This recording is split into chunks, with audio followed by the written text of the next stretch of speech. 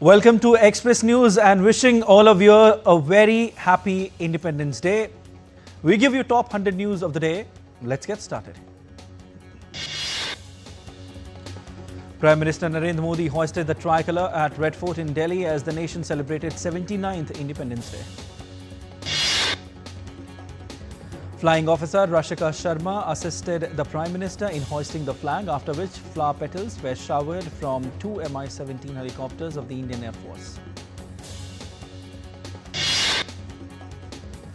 PM Modi was received at the Red Fort by Defence Minister Rajnath Singh, MOS Sanjay Seth and the chiefs of the three services.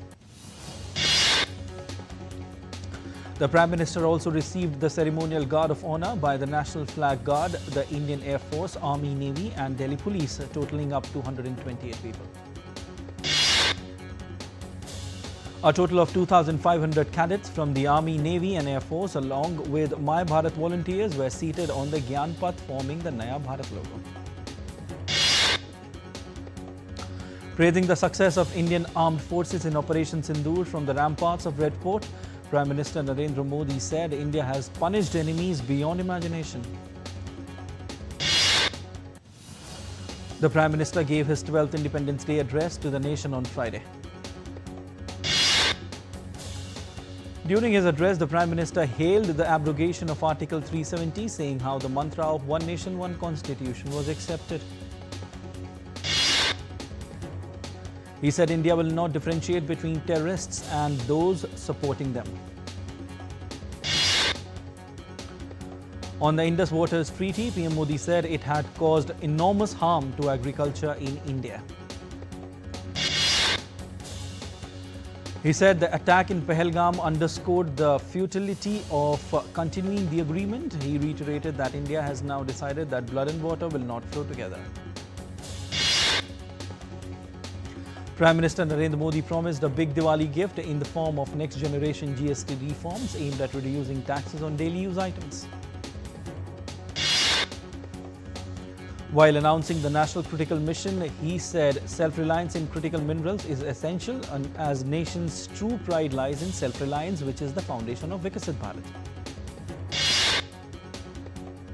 He said that over the past decade, India has been reforming, performing and transforming, but now the time has come to move forward with even greater strength. At the outset of his address, PM Modi said that over the past years, the government has undertaken a historic wave of reforms, abolishing over 40,000 unnecessary compliances and repealing more than 1,500 outdated laws. PM Modi underscored that India is committed to structural regulatory policy process and procedural reforms, building a nation where governance works for the people.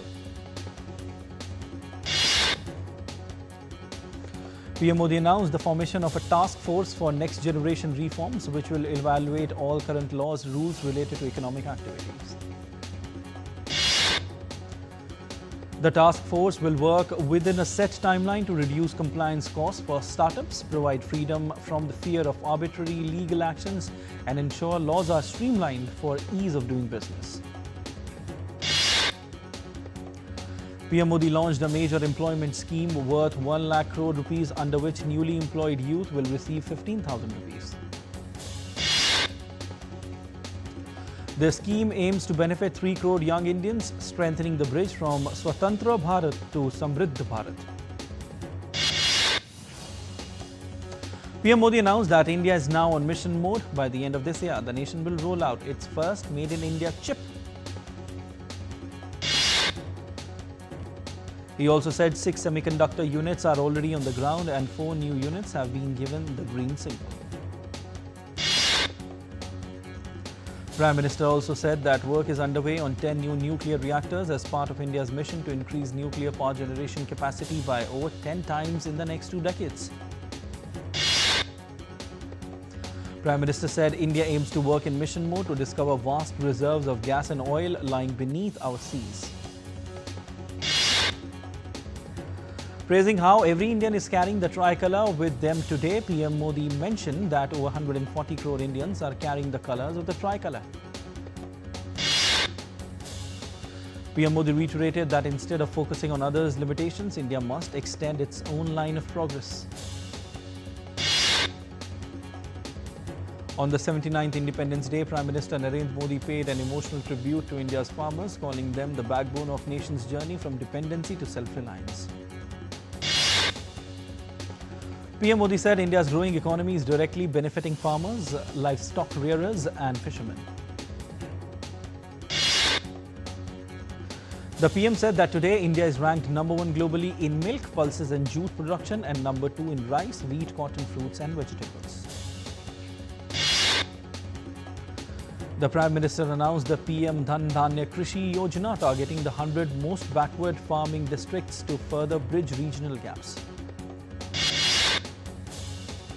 Reaffirming his commitment, PM declared, and I quote, "For farmers, fishermen and livestock rearers, Modi will always stand as a wall of protection." He stressed the urgent need for domestic production of fertilizers and key inputs, ensuring that Indian farmers are empowered and that India's agriculture thrives independently.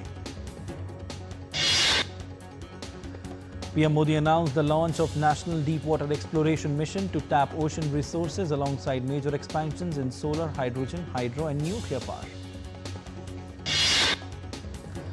Earlier, Prime Minister visited Rajghat in the national capital and paid tribute to Mahatma Gandhi. This year's Independence Day theme is Naya Bharat.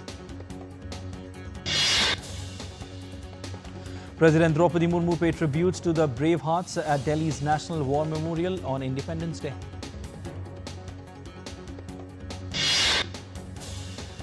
The President was accompanied by the Chief of Defence Staff, Chief of Air Staff, Chief of Army Staff and Chief of Naval Staff, with all 5 of them marching to the memorial while being drenched in heavy rain.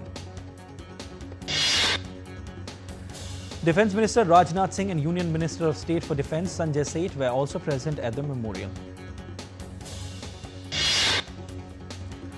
On the proud occasion of 79th Independence Day, Defence Minister Rajnath Singh hoisted the national flag at his residence in Delhi.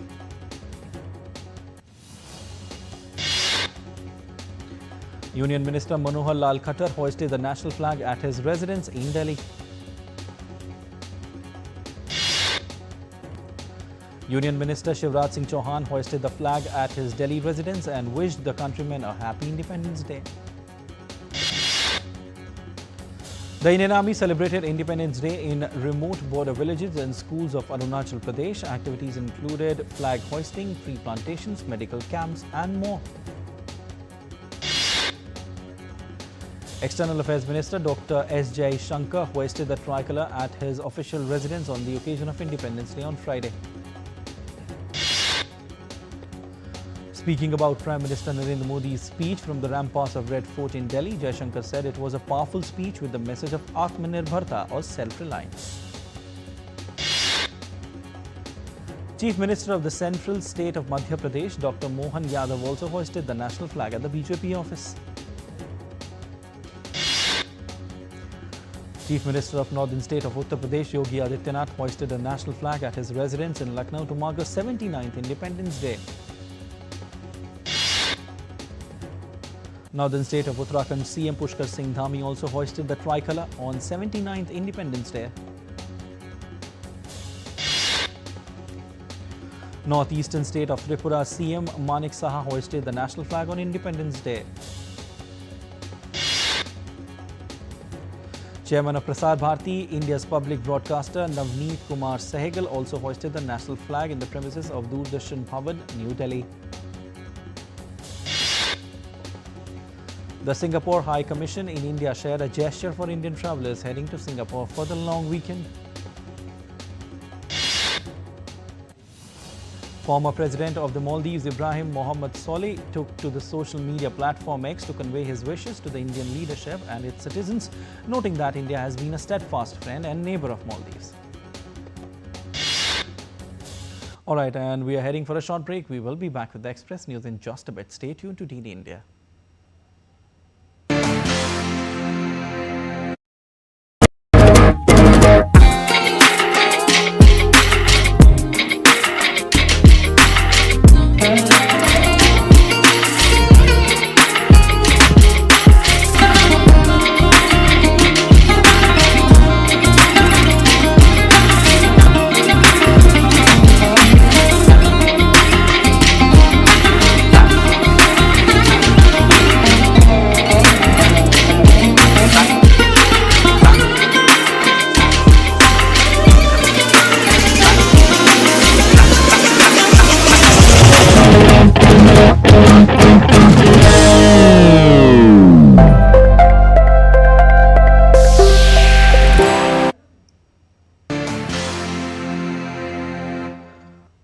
Welcome back. You're watching Express News on DD India. I'm Prasar Bharati. Let's resume. Ukraine extended greetings to India on 79th Independence Day. Ukraine's Ministry of Foreign Affairs in a tweet said that it remains committed to strengthening comprehensive partnership for the benefit of the peoples and promoting global peace. The French President Emmanuel Macron extended greetings to the people of India on Independence Day. Posting on X, he said that he looked forward to deepening strategic partnership with India towards 2047. Russian President Vladimir Putin has also sent greetings to the President of India, Draupadi Murmu, and Prime Minister Narendra Modi on Independence Day. Extending greetings to the people of India on 79th Independence Day, U.S. Secretary of State Marco Rubio reaffirmed the strength of India-U.S. relationship, highlighting the growing strategic partnership between the two countries. Sri Lanka's Colombo celebrated 79th Independence Day of India by organizing India Fest at Havelock City Mall, drawing large crowds to experience the country's cultural vibrancy. In a post on X with a photograph of herself with External Affairs Minister S. Jaishankar, Australian Minister of Foreign Affairs Penny Wong extended greetings to the people of India and Indian communities there on the occasion. World's biggest Indian flag is going to soar over Johannesburg, South Africa on Friday. The flag measures 26 meters in height and 39 meters in length, flown by helicopter for 2.5 hours over the city. August 15 is also celebrated at ISRO's Foundation Day. Founded by visionary scientist Dr. Vikram Sarabhai, ISRO has transformed India into a global space powerhouse. Prime Minister Narendra Modi spoke to J&K CM Omar Abdullah and LG Manoj Sinha on the tragedy in wake of the cloudburst in Kishtwar. He inquired about the ground situation and took all the updates. He assured all the help that people would require. Putin flies to Alaska on Friday at the invitation of Trump in his first visit to a Western country since its conflict with Ukraine in 2022. Meanwhile, Trump promised not to finalize any deal with Putin and said he hoped to hold a three-way summit with Zelensky, possibly immediately afterward in Alaska.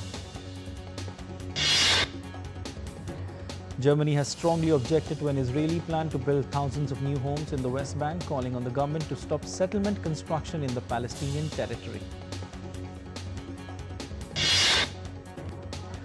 Earlier, Israel's finance minister backed plans on Thursday to build 3,400 homes in a particularly contentious area of the occupied West Bank.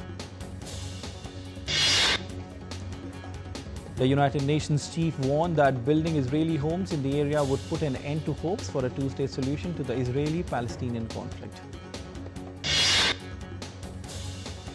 European Union's top diplomat Kaja Kallas has also urged Israel on Thursday to desist from a plan to build homes in the West Bank. Ukrainian Special Operations Forces on Thursday, in coordination with other defense forces units, conducted a strike on the port of Olya in Russia's Astrakhan region, targeting a key logistics hub for Iranian military supplies.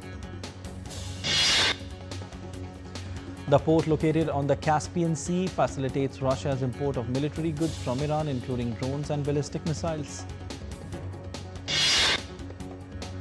Pentagon announced on Thursday that all 800 National Guard troops who were ordered to the U.S. capital Washington to aid law enforcement personnel by President Donald Trump have now been mobilized. Trump ordered the deployment as part of what he billed as a crackdown on crime in Washington, where violent offenses are in fact down. Pentagon Press Secretary Kingsley Wilson said that the force will assist the DC Metropolitan Police Department with security, community safety, patrols, protecting federal facilities and officers. No consensus was reached during talks in Geneva on the world's first legally binding treaty to tackle plastic pollution, according to delegates on Friday. More than 1,000 delegates have gathered in Geneva for the sixth round of talks after a meeting of the Intergovernmental Negotiating Committee in South Korea late last year ended without a deal.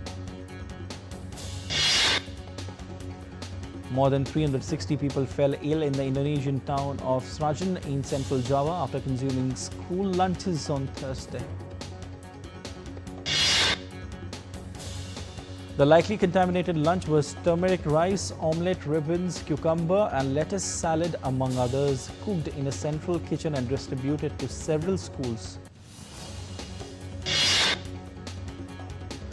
Peru's Deputy Foreign Minister Felix Denegri Boza condemned remarks by Colombian President Gustavo Petro, who described the preliminary investigation of two Colombian surveyors in the Santa Rosa territory as illegal. A Brazilian Supreme Court justice has asked for a trial date to be set for former President Jair Bolsonaro. Moraes, who is overseeing the case at which Bolsonaro is accused of plotting a coup. Japan marked the anniversary on Friday of its defeat in World War II with visits by at least one cabinet minister and other lawmakers to the controversial Yasukuni Shrine. Danish jewelry maker Pandora posted second quarter operating profit in line with expectations on Friday and stuck to its full-year growth forecast. The company said in a statement that it was satisfied with another quarter of high single-digit organic growth. In Hong Kong, twin joint panda cubs celebrated their first birthday on Friday, and the city marked the occasion with a fine bash jam-packed and festivities, giveaways, also special events. Tropical storm Podol has caused severe flooding in Guangdong province of southern China. The Foshan Meteorological Observatory issued city-wide warnings, including red warning signals for heavy rainfalls in various regions of China. A wildfire swept through central Portugal late Thursday, lighting up the night sky with vivid orange and red flames. A wildfire burned for 3 days in northwestern Greece's Patras, leaving extensive damage across the region. Smoke from raging wildfires turned the skies orange-red over Spain's Zamora province amid one of the country's worst wildfire seasons in 20 years. A major forest fire has swept through northern Morocco's Chefchaouen region, severely damaging agricultural land and threatening local communities. A severe heat wave in southwest France is impacting crops in the Gironde region, with corn suffering from extreme dryness. The India Meteorological Department reports that the monsoon trough stretches across central India into a low-pressure area over southern Odisha and northern Andhra Pradesh.